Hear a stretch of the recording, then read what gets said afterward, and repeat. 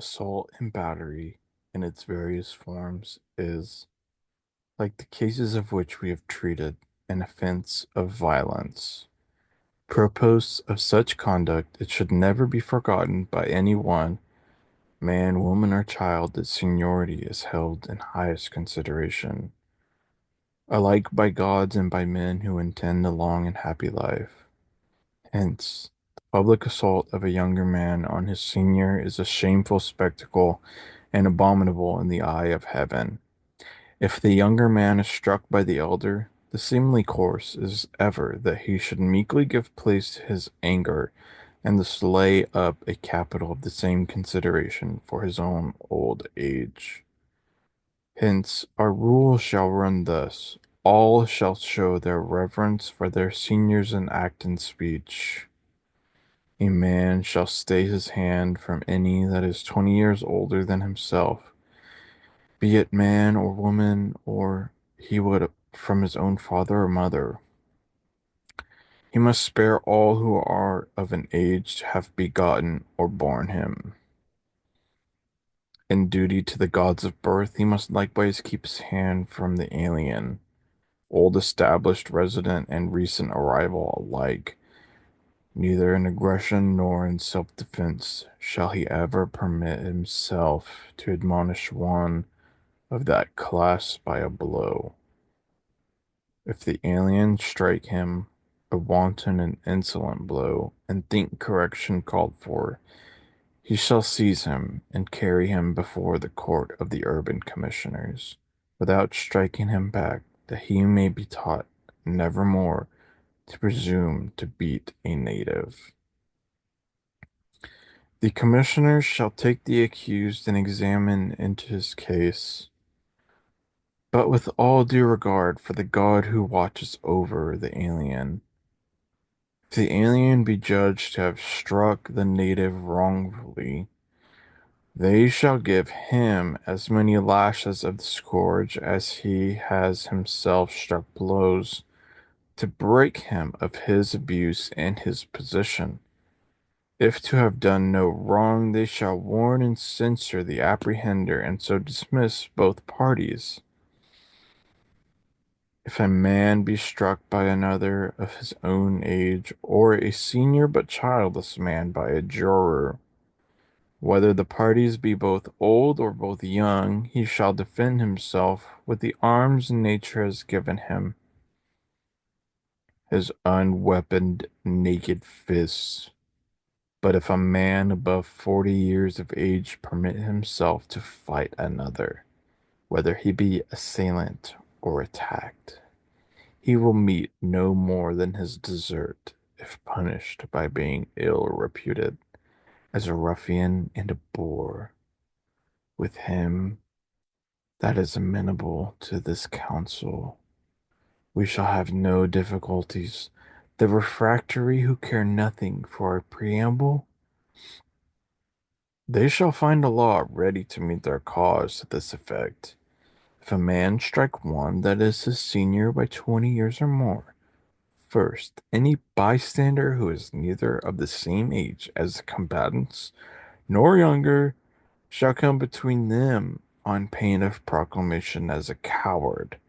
If the bystander be of the same years as the party struck, or younger, he shall defend the attacked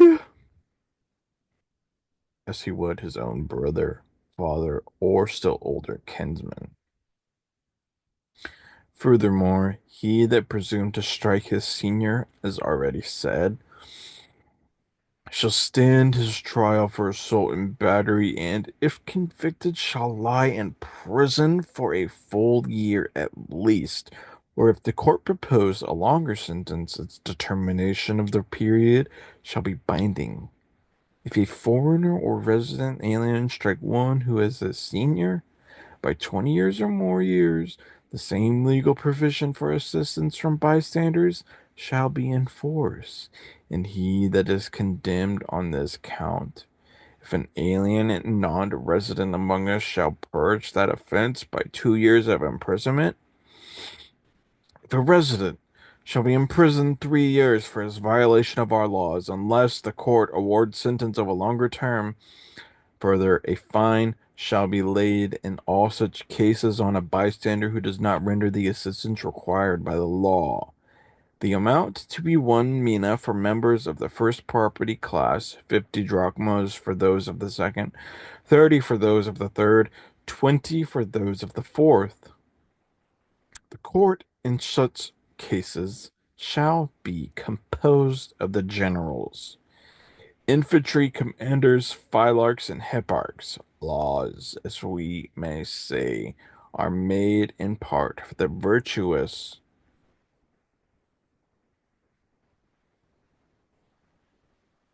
to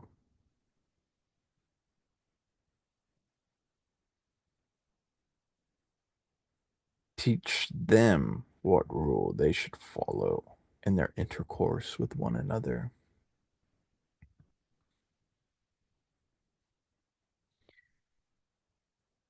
If they are to live in peace and goodwill, partly also for men who have shunned instruction, men whose stubborn tempers have yielded to none of those melting influences that might hold them back from utter debasement.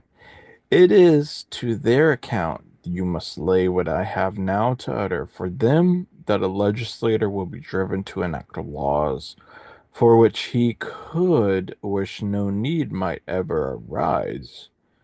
If any should ever presume to offer violent assault to father, mother, or one of the progenitors, should so far forget his fear of the wrath of heaven and the punishments of which men tell beyond their grave, as to be led by his conceit of knowing where he is utterly ignorant, and his scorn of the venerable.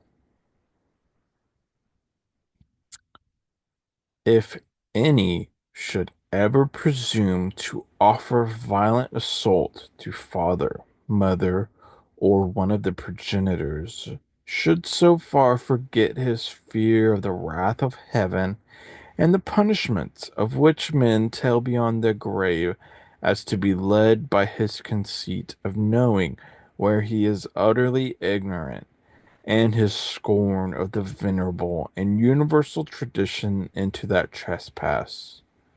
Some last deterrent is wanted for his case.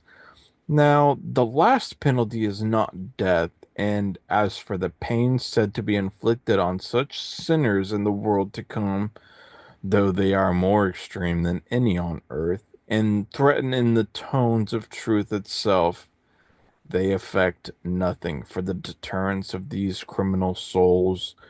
Were it otherwise, we should hear of no mishandlings of mothers or other cursed and presumptuous striking of progenitors. Hence, we must make the chastisements for such crime here in our present life, if we can, no less stern than those of the life to come. Our next proclamation, then, shall be as follows. If a man, not being afflicted with insanity, presume to strike father, mother, or their parents, first, the bystanders shall come to their aid, as in cases already disposed of. The resident alien who intervenes thus shall be offered a seat in the front rank at the public sports. He who fails in this duty shall go into perpetual banishment from our soil. A non-resident alien affording such help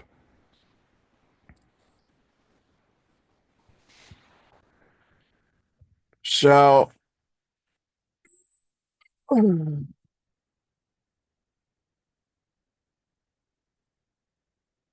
receive public commendation, and who withholds it, public censure.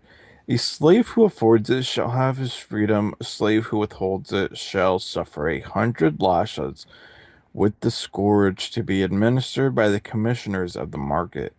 If the offense is committed in the marketplace, if committed in the city but elsewhere than in the market square, the correction to be inflicted by the urban commissioner in residence, if in some rural district by the commanders of the rural commission, Every bystander of native birth, child or woman or man, shall join in the rescue, crying out on the assailant as wretch and monster.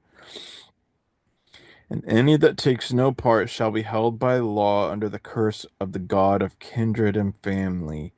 If a man be convicted of assault on a parent first, he shall be perpetually relegated from the capital city to another region of the country and excluded from all holy places. If he do not observe the exclusion, the rural commission shall correct him with stripes or in any way they please.